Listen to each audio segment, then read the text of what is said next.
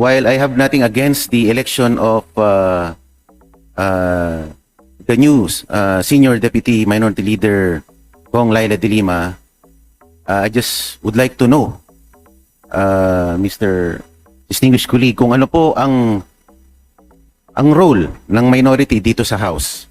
Di po ba tayo ay mga fiscalizers dito sa Kongreso, Ginoong Speaker, distinguished colleague? We should provide responsible check and balance. At pinapatunayan ko po sa inyo at sinusumpa ko sa inyo na sa aking ilang panahon sa minorya ay pinilit ko po na maging fair, ngunit maging totoo sa aking mga sinasabi. Batay na rin sa aking karanasan bilang panlima ko na pong termino dito sa Kongreso.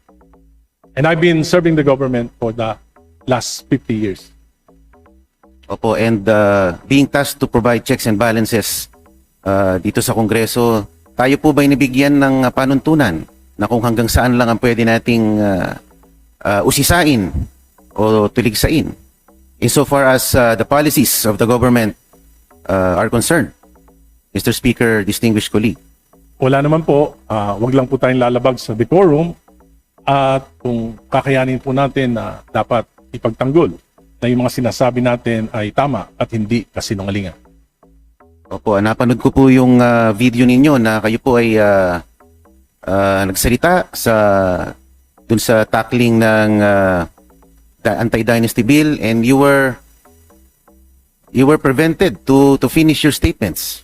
Nakita ko po there was an attempt to halt your manifestation, Mr. Speaker, distinguished colleague.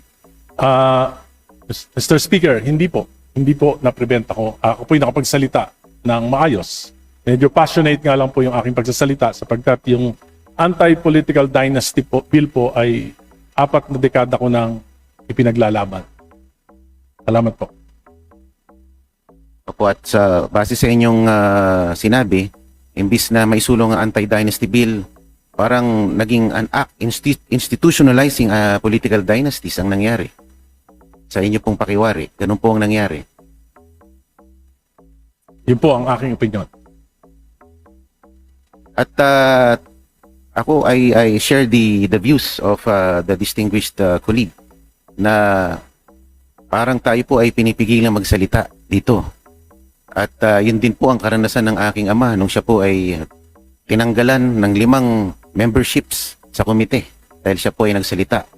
At ito ay laban sa kumpas ng House leadership nung panahon na yun. At tila nararamdaman ko rin pag ako po ay pinuputol pa nagsasalita dito sa plenaryo, maging sa mga komite. At I share the same sentiment being expressed by the honorable colleague. Tinatangka po na ako po ay pigilan, Mr. Speaker, pero hindi po ako nagpapapigil. Yun po ang masama sa akin. Salamat po.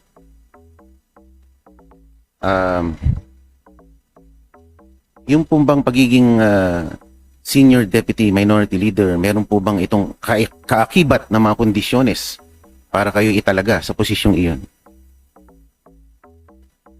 Wala naman po at nagpapasalamat nga po ako sa ating minority leader dahil pinaglaban tayo hanggang sa huli. At maluwag naman po sa aking kalooban na bumitaw sa aking posisyon. At binanggit ko lang po ito upang sa ganon ay hindi na maulit. Sa iba pang mga miyembro ng minority na pigilan sa kanilang pagsasalita. Sapagkat yung criticism po sa mga private corporations po, nagbabayad pa sila ng mga critics upang makita nila yung mga pagkakamali at maitama. Para sa akin po, yung aking mga criticisms, bagamat matalim, ay may layunin na maitama yung mali, lalo na kung para sa kapakinabangan ng pamahalaan at ng ating mamamayan. Sinabi po kanina thank you, Madam Speaker, distinguished colleague, sinabi po kanina ng ating Deputy Speaker na hindi po nakialam in any way ang mayorya sa inyong pagkakatanggal bilang Senior Deputy Minority Leader. But consider the timing nung kayo po ay nagsalita sa komite on suffrage. Kayo po ay agarang pinatawag ng House leadership. Ano po kaya ang pangitain yun? Ano po kaya ang ibig sabihin nun? Kung wala talagang pakialam ang House leadership. Sabi ko nga po, hindi lang naman ngayong administrasyon na ito, maging ng mga nakaraang administrasyon, talaga pong mayroon ng sistema na pinakikialaman. Noong panahon po ni Pangulong Duterte, magkakasama po kami ni late Edsel Lagman. Kaya nga po kami nagpetisyon pa sa Korte Suprema dahil minaniobra noon na ang maging minority leader ay mga miyembro ng majority. Dahil supermajority, kayang-kaya po na mag-ipon ng ilang mga miyembro para gawing minority. Kaya po ang tawag sa amin noon, Magnificent Seven. Pipito lang po kami, pero kami yung talagang nagpo-provide ng check and balance noong panahon ni Pangulong Duterte. So, ngayon po, nakikita ko pa rin yung ganitong sistema.